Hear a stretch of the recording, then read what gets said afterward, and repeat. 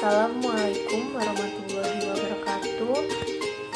Nama Hafizah Novira, NPM 217555048. Prodi Akuntansi Perpajakan 3B.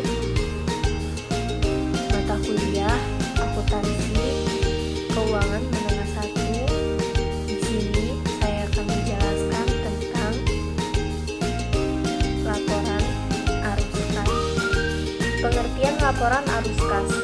Laporan arus kas adalah laporan keuangan yang menyajikan jumlah aliran kas yang masuk ke perusahaan atau cash inflow dan jumlah aliran kas yang keluar dari perusahaan atau cash outflow dan perubahan dalam periode tertentu. Tujuan laporan arus kas yang pertama, memberikan informasi tentang penerimaan kas dan pengeluaran kas entitas dalam satu periode. Yang kedua, menyediakan informasi tentang kegiatan operasional, investasi, dan pembiayaan entitas tersebut atas dasar kas. 7. Manfaat laporan arus kas.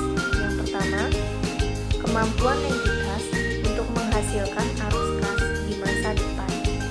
Yang kedua, kemampuan entitas untuk membayar dividen dan memenuhi kewajibannya. Yang ketiga, penyebab perbedaan antara laba bersih dan arus kas bersih dari kegiatan operasional.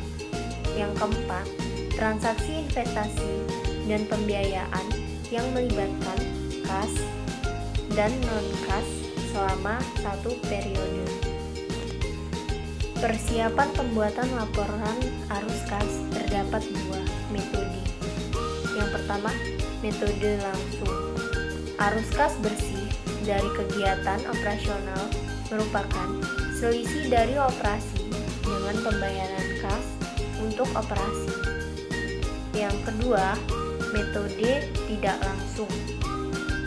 Arus kas bersih dari kegiatan operasi diperoleh dengan cara menyesuaikan besarnya laba bersih akrual yang berasal dari kegiatan operasi agar menjadi laba bersih yang berbasis kas. Keuntungan menggunakan metode langsung. Yang pertama, melaporkan sumber dari penggunaan kas yang berasal dari kegiatan operasi.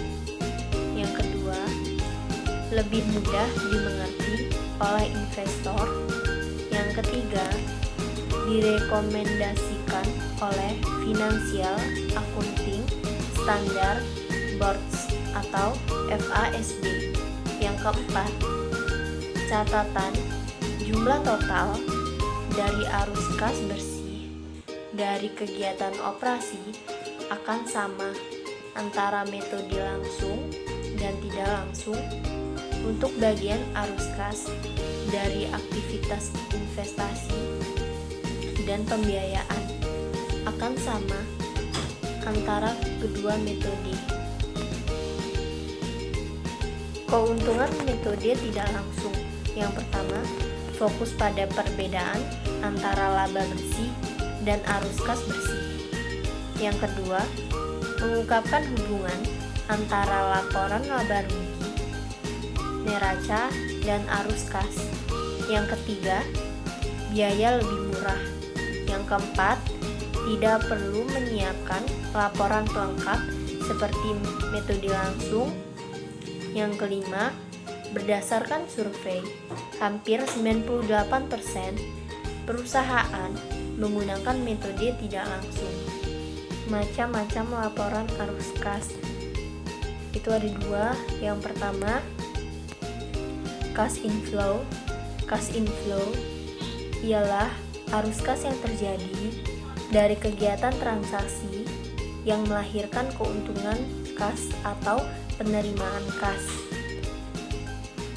Air cash inflow atau arus kas masuk terdiri atas 1.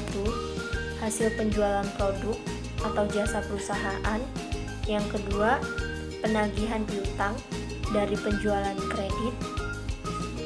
Yang ketiga, penjualan aktiva tetap yang ada.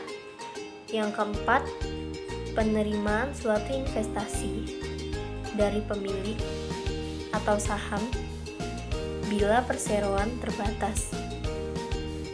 Yang kelima, pinjaman atau hutang dari pihak lain. Yang keenam, penerimaan sewa dan pendapatan lain. Yang kedua, ada cash outflow. Cash outflow ialah arus kas yang terjadi dari suatu kegiatan transaksi yang mengakibatkan beban pengeluaran kas. Cash outflow atau arus kas keluar terdiri atas 1. Pengeluaran suatu biaya bahan baku, tenaga kerja langsung, dan biaya pabrik lain-lain.